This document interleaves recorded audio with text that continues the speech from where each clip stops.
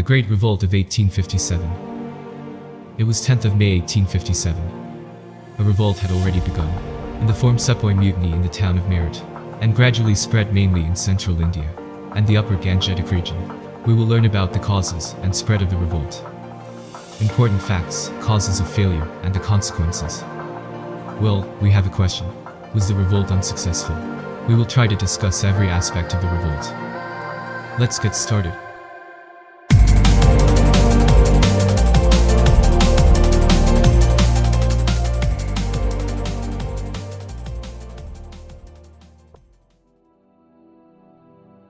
Causes of the revolt. The causes of the Great Revolt mainly included economic exploitation, expansionary policies, and administrative policies, which adversely affected all sections of Indian society, rulers of Indian states, peasants, artisans, landlords, pundits, Maulvis, etc. Economic causes. The economic policy of the company changes the structure of the Indian economy. Farmers were heavily taxed. The moneylenders evicted them for the non-payment of loans. They became the new zamindars. The colonial rulers destroyed the Indian handicrafts. After the destruction of Indian states, artisans were cut off, a great source of patronage. British policy discouraged Indian handicrafts, and they promoted British goods.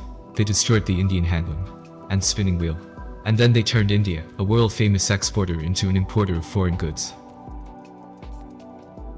Socio-religious causes.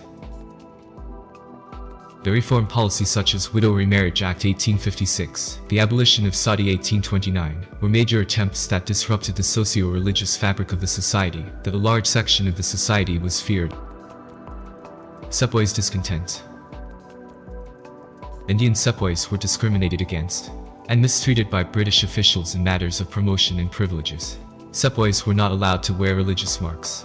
In 1806, Sepoy Mutiny took place due to the replacement of the turban by a later cockade. Resentment of the Sepoy for sending them far away across the sea. The crossing sea means loss of caste for a religious Hindu at the time. Political causes. The expansionist policies of the colonial rulers created a political crisis among the Indian rulers. The doctrine of lapse, subsidiary alliance, with the administrative policies of the colonial rulers, which were used to expand and strengthen the British Empire.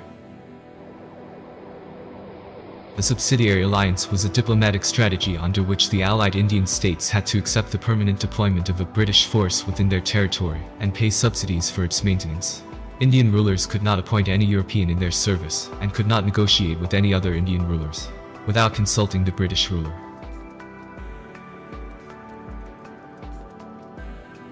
The doctrine of lapse was the annexation policy of the British, which regulated the question of succession of Indian states. According to this policy, an adopted son could not be the heir to his foster father's kingdom. Lord Dalhousie extensively used this policy and annexed several states. The important states which were annexed by this policy were Sator, Jhansi, Nagpur, Sambalpur, Jaipur, etc. The spread of the movement. If we go through world history, we come to know that the movement of Indians for independence was an inspiring event, which should be known to all. The anger of Indians, in the form of the independence movement against colonial rule, began in 1857, known as the Great Revolt. This rebellion did not start in a hurry. Rather, it was the culmination of a century-long small and big resentments. This rebellion marks the first major consciousness of the Indian people. Many outrages in various cantonments took the form of rebellion, took a political character, and gradually it spread to various places in north and central India. Newly introduced Enfield rifles sparked the revolt. The rifle cartridges had to be bitten off before loading, and the grease was made up of beef and pork fat. The sepoys refused to accept the rifle for religious cause, which broke out in a mutiny. Some of them were Berhampur Mutiny, Mutiny at Meerut, etc.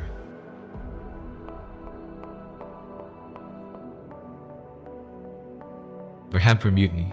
19th Native Infantry at Berhampur refused to use the newly introduced Enfield rifle and broke out in a mutiny. Mungal Pandey, a sepoy of the 34th Native Infantry, fired at the sergeant major of his unit at Barakpur. Meerut Mutiny. 3rd Native Cavalry refused to use greased cartridges. 85 Indian soldiers were imprisoned. That incident changed the form of the revolt. After releasing Indian soldiers and killing the officers, mutineers went to Delhi and met Bahadur Shah Jafar and assumed him as a symbolic head, proclaiming him Emperor of India. The rebellion was led by many Indian leaders from many places.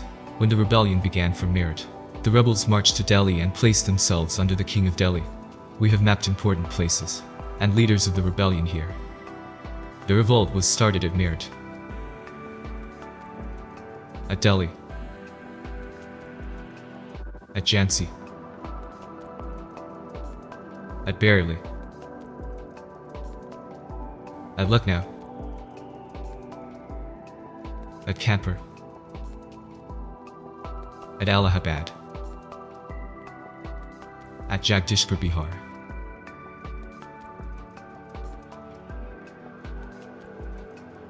Leaders of the revolt. Bahadur Shah II was a Mughal emperor, a pensioner of British East India Company. He was assumed as symbolic head, proclaiming Emperor of India. But the real command was with a court of soldiers, headed by Commander-in-Chief Bakht Khan.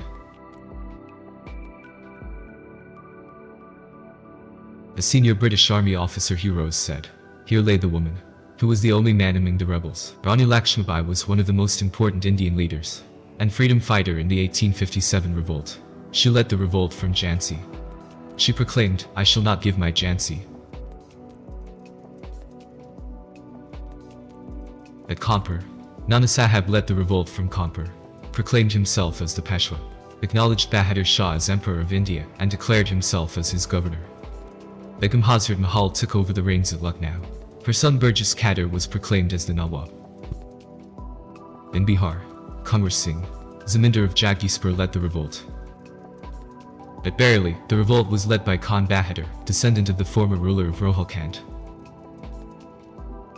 Causes of the failure.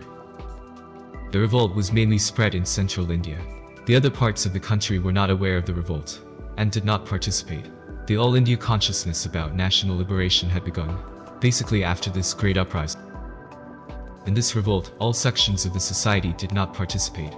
The merchant, most of the Indian rulers opposed the revolt and deliberately helped the British ruler. Modern educated people feel that the revolt might lead society backward. The third and most important factor for the failure was that the rebellion was poorly organized. The poor leadership failed to lead the rebels and strengthen them and make them realize the importance of the revolt and unite all classes against a colonial force.